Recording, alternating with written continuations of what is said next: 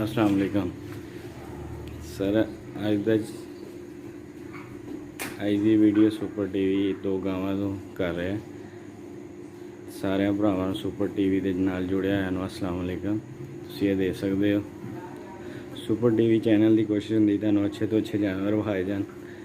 तो अज की वीडियो दो गावां तो है तो तुसीं देख सकते हो। एक धन्ने की गां है, प्योर देसी है माशाल्लाह। ਇਹਦਾ कद काठ देखो कितना उच्चा लम्बा है।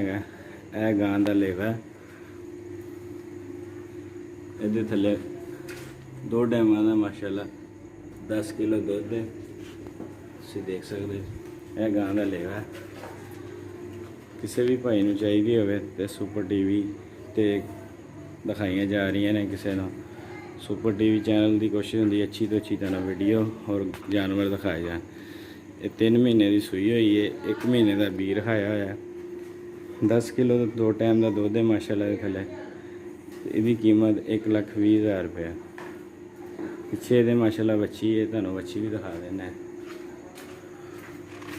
यह बच्ची है यदी 3 महीने की प्योर बलैती माशाल्लाह बच्ची। एक है साहिवाल की गां है, तुसीं देख सकते हो।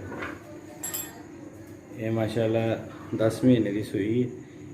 ये पिछे पहले सूए का बच्चा है तो 7.5 महीने की गब्बन है। हुण असीं दुध नहीं चोरे छड़ दिता है। किसी भाई नूं चाहिदी होवे तुसीं राबता कर सकते हो। देखो नंबर लगे हैं। डेयरी की नीलामी की वैड़ है, दूसरा सूआ सोना है तो माशाल्लाह 7.5 महीने की गब्बन हैगी। यह पहले सूए का बच्चा है। अगर तुसीं बच्चा नाल लेना चाहो तो 1,90,000 कीमत है। अगर खाली वैड़ लैनी है तो फिर 1,40,000 रुपये कीमत। प्योर माशाल्लाह साहिवाल दी है। तुसीं हवाना चड्डा देख सकते हो, यदि साडी गारंटी होएगी।